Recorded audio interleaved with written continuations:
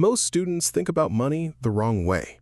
They either think too small, picking up a few shifts at a restaurant, making just enough to cover their social life, or they think too big, dreaming about starting the next billion-dollar startup before they've made their first $100. The $10,000 goal is different.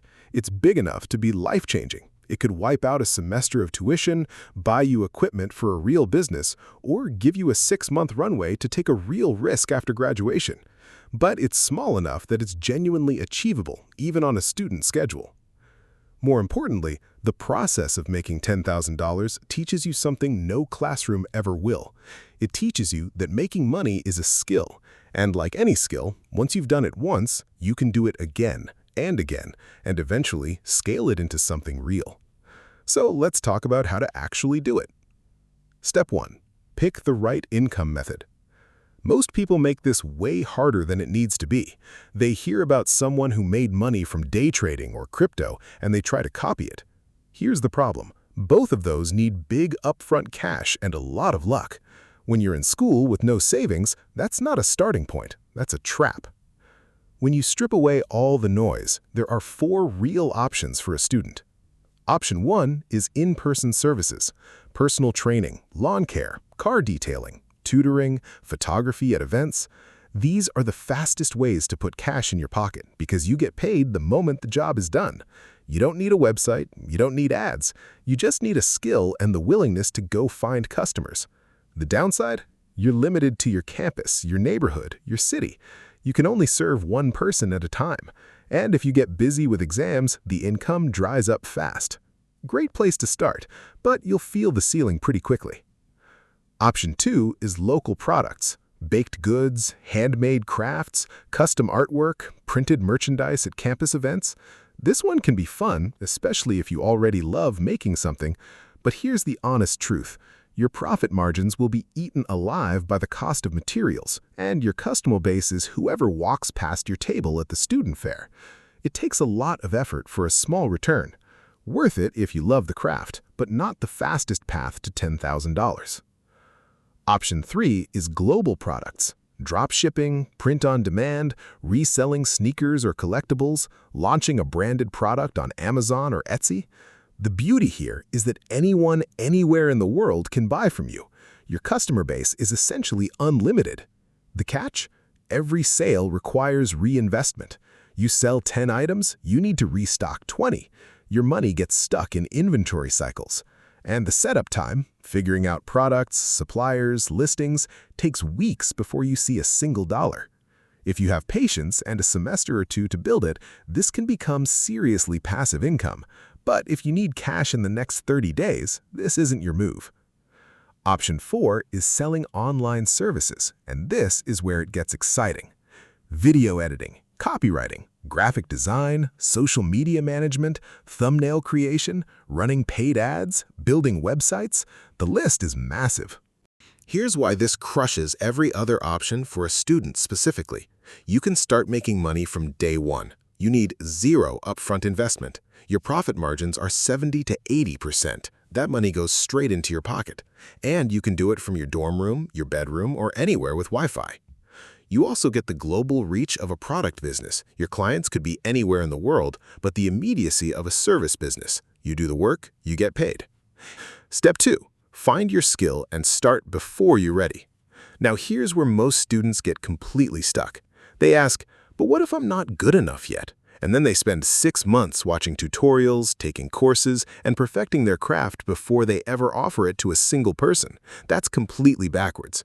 Start by asking yourself 3 questions. What are you already decent at? What do you genuinely enjoy learning about? And what problems do businesses consistently need help solving? Where your answers overlap, that's your starting point. Then, here's the move. Start charging below market rate on purpose, not because you're cheap, because your real goal right now is to earn and learn at the same time. Find 2 or 3 real clients, do real work, get real feedback. Your skills will improve 10 times faster doing actual paid work than they ever will watching another YouTube tutorial. And every dollar you earn, no matter how small, is proof to yourself that this works. That's worth more than any course you could buy. Step 3. The 4 elements that turn a skill into $10,000. Okay, this is the part that separates the students who make a few $100 and give up from the ones who actually hit $10,000.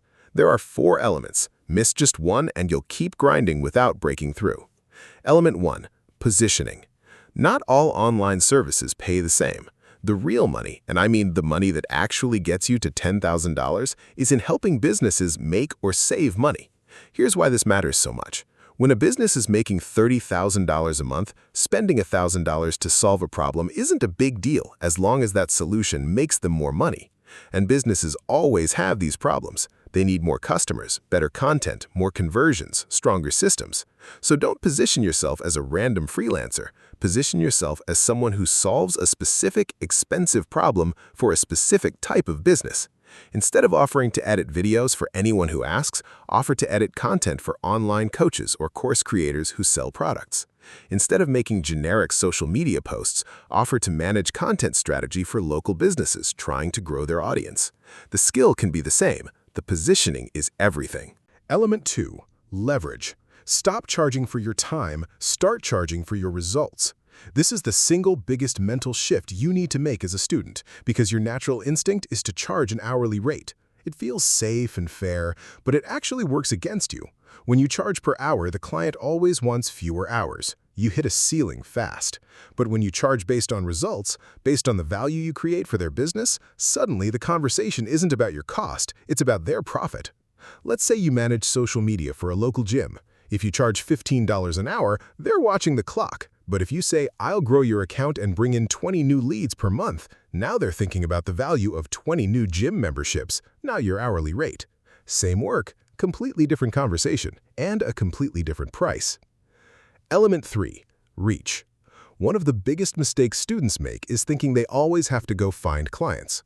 Cold DMs, cold emails, awkward pitching. And sure, that works, but it's exhausting and it doesn't scale. From day one, put your work online. If you edit videos, post before and after clips on TikTok or Instagram. If you design graphics, show your process on YouTube Shorts. If you write copy, share the strategy behind what you wrote and why it works. You don't need a huge following, you just need to be discoverable. I know someone who was posting thumbnail designs on TikTok purely for fun, not even as a business. Within a few months, his inbox was full of business owners asking to hire him. He wasn't chasing anyone, they came to him. That's the power of reach. Build it early even when it feels pointless. You never know what opportunity is one video away. Element 4. Reliability. This one is the most underrated of all 4, and it might be the most important one for a student specifically. Here's the hard truth. 95% of young freelancers and side hustlers fail not because they lacked talent, but because they were unreliable. They missed deadlines, they went quiet for days, they overpromised and underdelivered.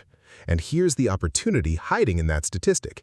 If you are simply organized and reliable in a world full of people who aren't, you will stand out immediately. The clients who keep paying people thousands month after month aren't always hiring the most talented person. They're hiring the most dependable one. So treat your student side hustle like a real business from the very first client. Use a simple project management tool to track your deadlines. Reply to messages within 24 hours. Deliver early when you can. Communicate proactively if something changes. That reputation alone will get you more referrals than any marketing strategy ever could. Step 4. Don't blow it. Invest your first $10K. Okay, so now let's say you've done it. You hit $10,000. You earned it while still going to school. What do you do with it? Here's what most students do. They spend it. New sneakers, a trip, a MacBook upgrade they didn't really need. And look, I get it. You worked hard, you deserve to enjoy some of it. But if you want this first $10,000 to be the foundation of something bigger, you need to make it work for you. Think about it this way. The rich spend their income. The wealthy use their income to generate more income. Your job right now is to start thinking like the second group, even with a small amount. Here's a simple starting framework.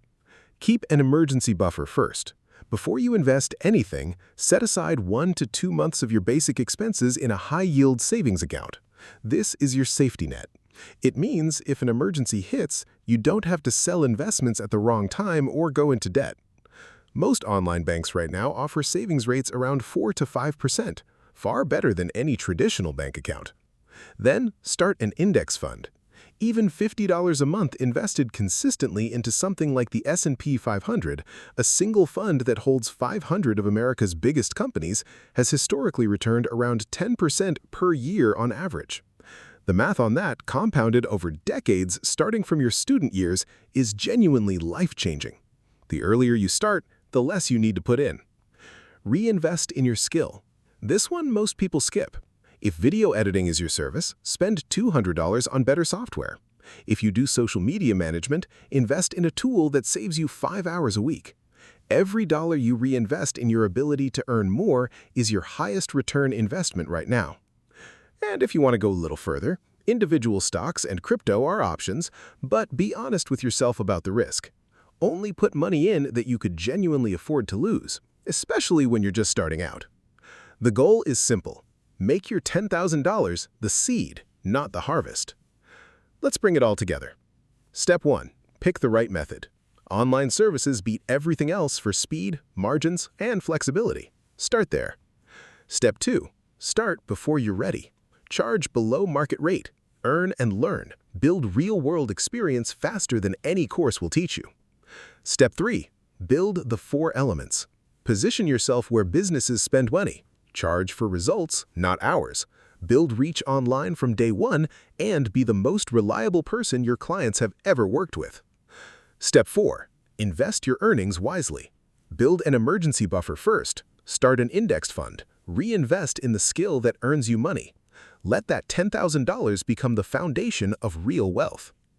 Here's the truth.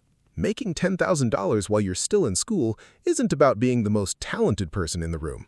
It isn't about grinding 16-hour days or sacrificing your grades.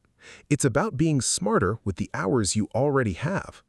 You're in school right now. You have access to campus communities, online platforms, time to experiment, and very little to lose. That combination is more powerful than most people realize until years later when they wish they'd started sooner. Start today. Not next semester, not after finals. Today. See you in the next video.